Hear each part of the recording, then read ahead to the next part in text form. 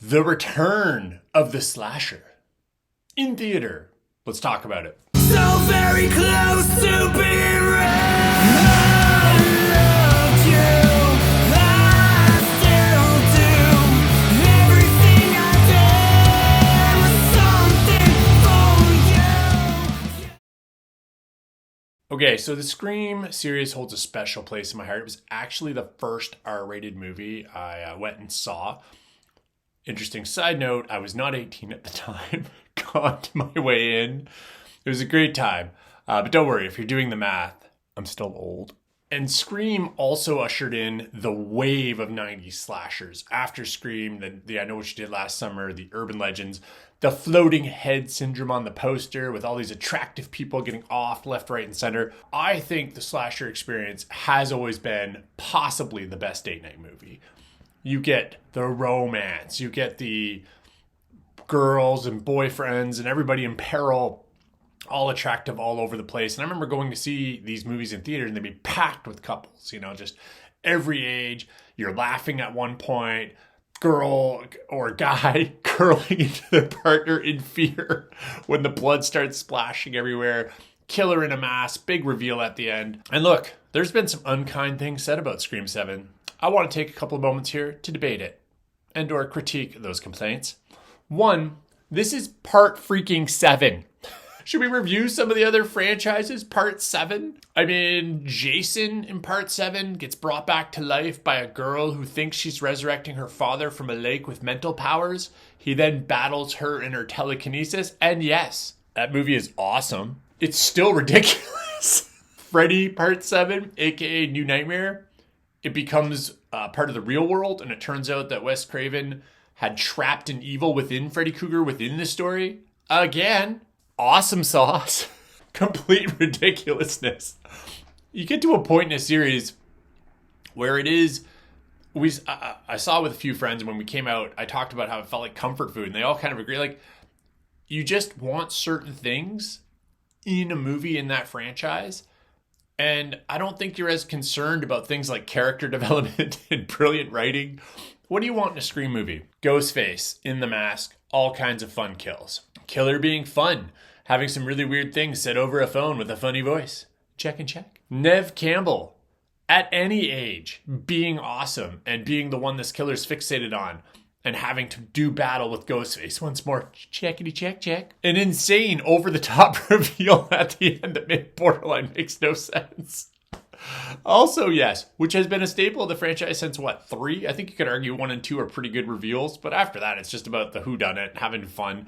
I've also seen people online talking about how, at this point, Ghostface should go the route of Jason. In part 6, they just brought him back to life with a lightning bolt, and then he was just an undead killing machine in every movie. I can understand that, but I think in Scream, the over-the-top reveal of who the killers is at the end is part of the fun. All right, let's talk about this. Neve Campbell has a family. Sidney Prescott has a family. Sydney Evans now, I guess, has a family. Ghostface shows up to wreak havoc.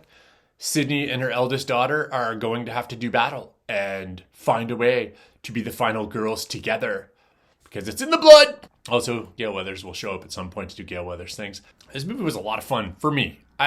Maybe folks out there have the bar set really high, but considering $100 million worldwide opening, 7th film in the franchise, pushing this series over $1 billion, joining only a few other horror franchises like Aliens, The Conjuring.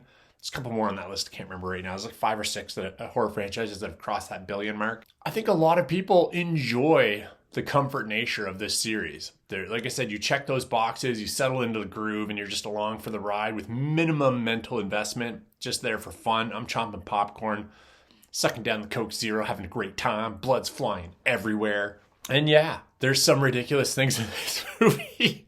I only want them to get crazier. By part 8, I want holograms. Let's go. But I think all the hallmarks are here. Neve Campbell's really good in the movie. It looks like she's having a blast. Her daughter, I thought, was actually really good in the movie. She has a lot asked of her in a couple of scenes, probably a little bit more emotional content than you need in this movie. She does a great job. Her friends are fun. The guy playing her boyfriend is fun. And you've got a lot of the whodunit, who's doing what. There's a couple of ridiculous red herring moments just to make you doubt who you think is doing it. I mean, it's kind of like an episode of CSI. If you see a background character pop up for 30 seconds, have like 2 lines of dialogue and disappear, you're like, that's the killer right there. I don't know why yet, but that's the killer. But I'm in. I'm in for part 8, part 9, part 10. I think it's insane that this film is still going. This is also the series that gave Wes Craven a really, really cool distinction. He became the first director to have a movie open #1 in 4 decades with, I think it was Scream Part 4.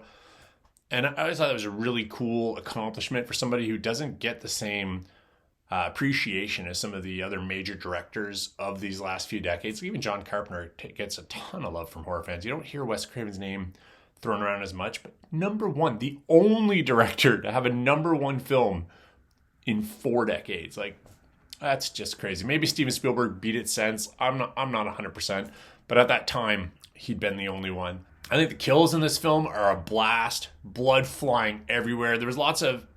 When I walked into the theater and I saw it almost packed and it was a bunch of young couples, I was so excited for slashers and horrors. I think that's exactly what you want.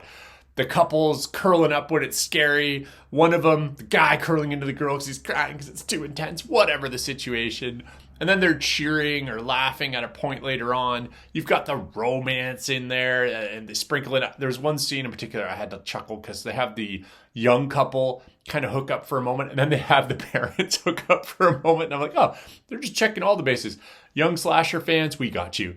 Those people that snuck into a theater at 17 to watch the original Scream, check out these old people hooking up too. We got you. As a horror film, look, okay, let's say as a film, this is probably a 6 out of 10. Right? But as a horror film, as part of the Scream franchise, I think this is an 8. So you probably land somewhere in the middle, right? Overall. I don't think that's quite an accomplishment. I haven't checked IMDb. I'm going to guess this film's floating around like a 6, 6.3. It's the 7th part in a 3-decade slasher series. That's insane. Check out the scores for other slashers that have gotten to this level. The level of try and the level of quality they've attempted to maintain in these films is admirable.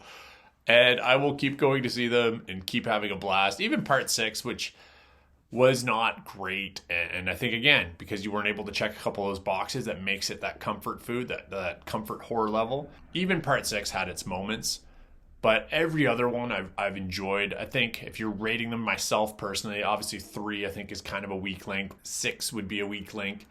I love 1 and 2. I really enjoyed 4.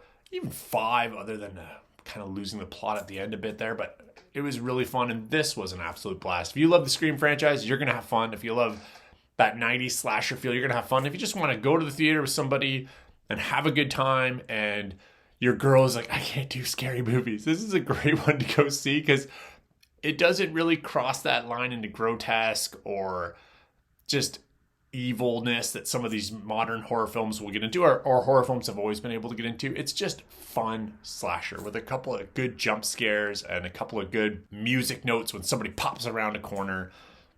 It's a good time. Till next, like, subscribe.